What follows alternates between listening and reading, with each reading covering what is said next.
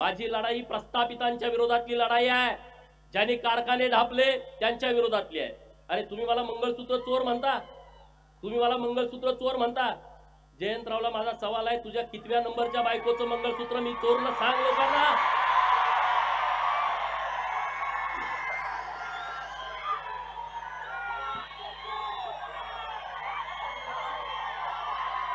बरोबर ना?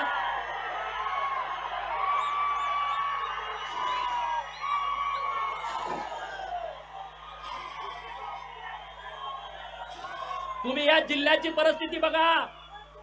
अरे या जिल्ह्यामध्ये खूप लोकांनी काम केलंय, क्रांतिशील नाना पाटलांनी काम केलंय, एक स्मारक नाही।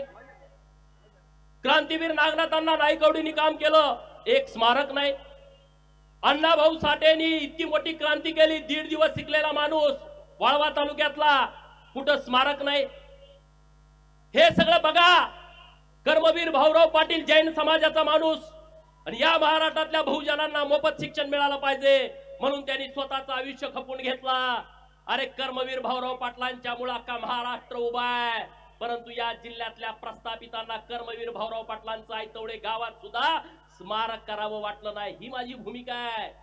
तुमचे कुणाकुणाचे घरातले लोक म्हणजेच जिल्हा म्हणजेच महाराष्ट्र या गोष्टी मी मानत नाही, पण त्याला वाटतं मी चुकीचं बोलतोय।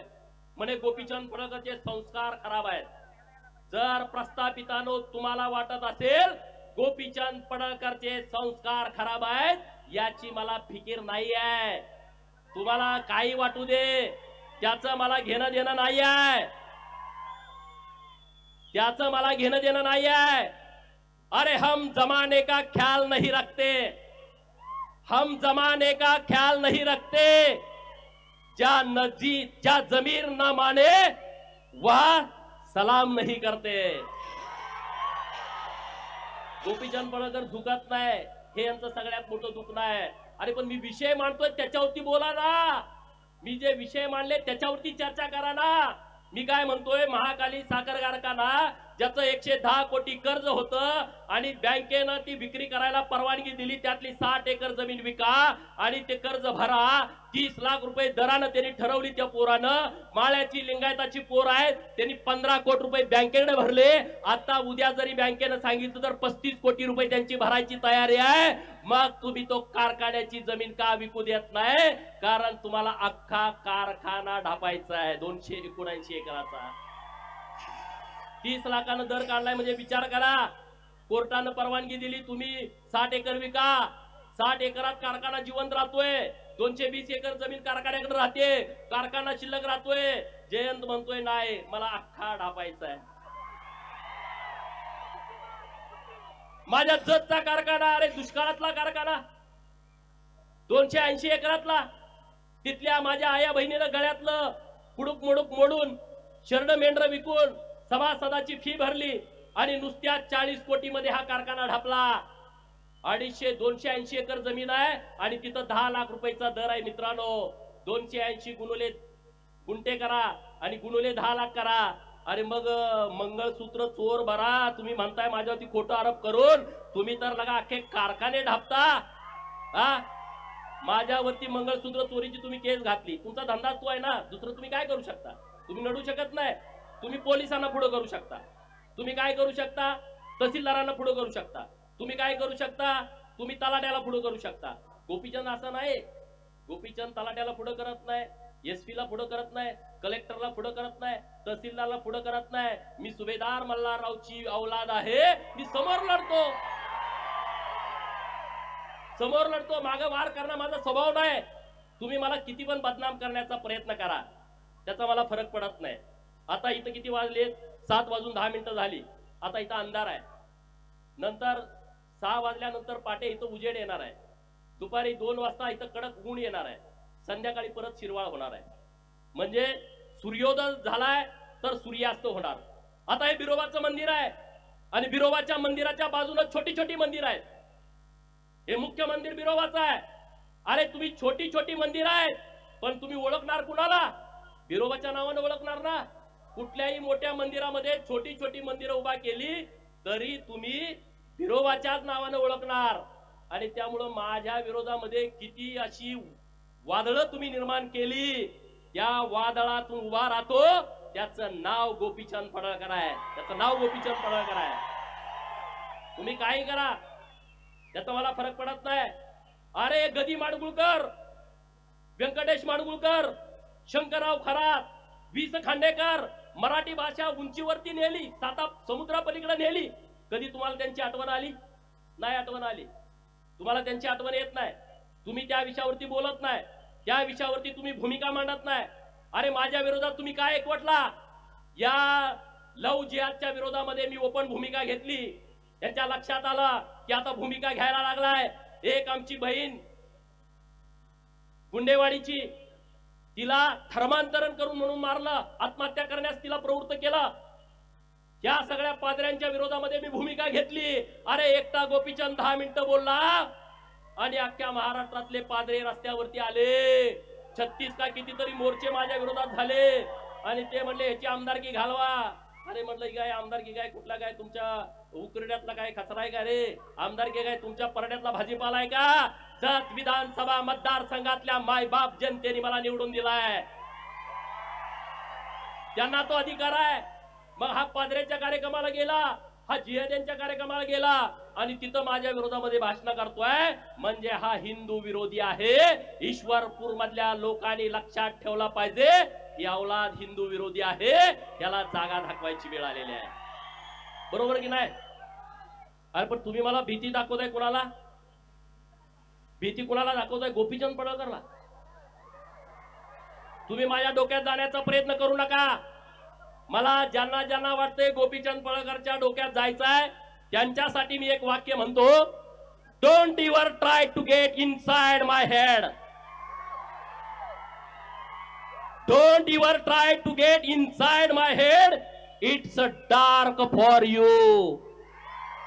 तुम्ही जर माझ्या डोक्यात जाण्याचा प्रयत्न केला तर ती तुमच्यासाठी काळी कुट्ट अंधाराची रात्र असेल, हे लक्षात ठेवा. त्याला वाटतंय गोपीचंद म्हणजे मेंढरा मागचा आहे. होय, मेंढरा मागच आम्हाला, आमचा ओव्या गाणारा मेंढरा मागा असतो. तो शाळा शिकलेला नसतो, पण अख्ख रामायण ओवी मध्ये गातो. आमचा मेंढका मेंढरा मागा असतो. तो तिथं शाळेत गेलेला नसतो, परंतु अख्खी गीता त्याला पाठ असते. त्यानं कुणाकडून तरी वाचून घेतलेलं असतं. आमचा 10वीचा 12वीचा MPSCचा पोरगा सुद्धा रात्रंदिवस अभ्यास केल्याशिवाय त्याला एका वाक्यातलं उत्तर लिहिता येत नाही. पण मेंढरा मागे जाणारा माझा मेंढका अख्खा इतिहास सांगतो. ही बुद्धी आम्हाला बिरोबानं दिलेली आहे. ही बुद्धी आम्हाला परमेश्वरानं दिली आहे. डॉक्टर बाबासाहेब आंबेडकर साहेब म्हणाले होते, जगा पण वाघासारखं जगा, शेळीसारखं तुम्ही जगू नका. डॉक्टर बाबासाहेब बोलले होते, जगा पण वाघासारखं जगा. आणि बाबासाहेब बोलले होते, मला जेवढं आयुष्य मिळेल तेवढं मी वाघासारखं जगेन आणि या देशातल्या जे लोक आम्हाला गुलाम करतायत त्या लोकांना त्यांची जागा दाखवून देईन. आणि डॉक्टर बाबासाहेब आंबेडकर साहेबांनी तेच केलं. ते वाघासारखे जगले आणि म्हणून तुम्हाला पण वाघासारखं जगावं लागेल. जगणार की नाही? कुणाला वाटतंय वाघासारखं जगावं? अरे सांगलीमध्ये म्हणले महाराष्ट्र संस्कृती बचाव सभा आणि मला आई म्हणून शिव्या देत होते. मला ते गोप्या म्हणले का नाही सांगा? कुठल्या टीव्हीवरती ह्याच्यावर चर्चा झाली का? एक विधानसभेचा आमदार ज्याला 40,000च्या मताने निवडून दिलाय, त्याच्या विरोधामध्ये हे शिव्या देत आहेत, हे गोप्या म्हणतायत. कुठं डेबिट झालं नाही, कुठं तिथं असा स्पेशल रिपोर्ट झाला नाही.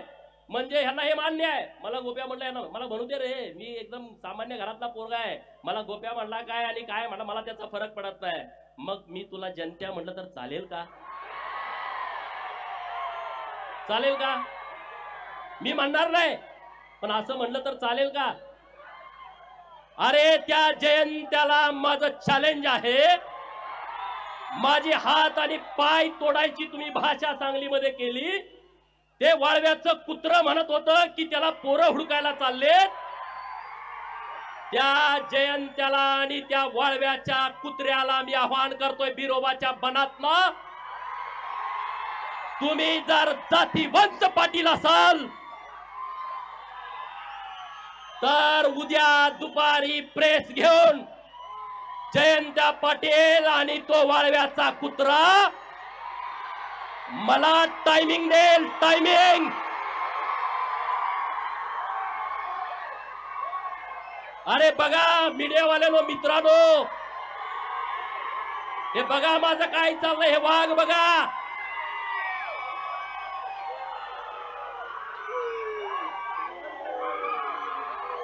माझं वाक्य पुढचं ऐकून घ्या. जयंती आणि वाळव्याच्या कुत्र्यानं उद्या मुंबईमध्ये, सांगलीमध्ये प्रेस घ्यायची आणि त्यांनी सांगायचं गोपीचंद पडळकरना ईश्वरपूर मध्ये यायचं की वाळव्यात यायचं, दिनांक, वार आणि वेळ मला सांगा, मी तिथं येतो. बरोबर ना? माझ्याकडे पोरं यायची गरज नाही रे, ती तुमच्यात हिंमत नाही डरपोकानो. पण मी तुम्ही सांगाल तिथं येतो, हे मला तुम्हाला सांगायचं आहे. जायचं ना? जायचं का? मीडियावाल्यांना माझी विनंती आहे, त्याला सांगा असं गोपीचंदला बदनाम करून, भीती घालून गोपीचंद थांबणारा माणूस नाही आहे. गोपीचंद फकीर माणूस आहे ना, मला आगे ना पीछा. तुम्ही मला किती जरी बदनाम करण्याचा प्रयत्न केला तर मी घाबरत नसतो. अरे मेरे जैसा बनने की तुम छोड़ दो, अरे मेरे जैसा बनने की तुम छोड़ दो, क्योंकि शेर पैदा होते हैं, बनाने नहीं जाते. बरोबर ना? कुत्री अशी गोळक्याने येतात. मगाशी संदीप बाबा म्हणले ते शिकारी कुत्री नाही, ती गावठी कुत्री आहेत. आणि अशा गावठ्या कुत्र्यांना मी तुडवतच इथपर्यंत आलोय. अरे या महाराष्ट्रातल्या प्रस्थापितांच्या विरोधामध्ये मी भूमिका घेतो, ज्यांना मी लवत नाही, ज्यांना मी नमत नाही. त्या विधान भवनामध्ये पण गोंधळ झाला, सगळ्यांनी माझ्यावरती टीका. अरे पर एक फडतूस माणूस तिथं विधानसभेच्या आमदारांना एवढ्या गर्दीमध्ये वाकडं बोलतोय, वाईट बोलतोय, मग त्याच्या काय पाया पडायचं का?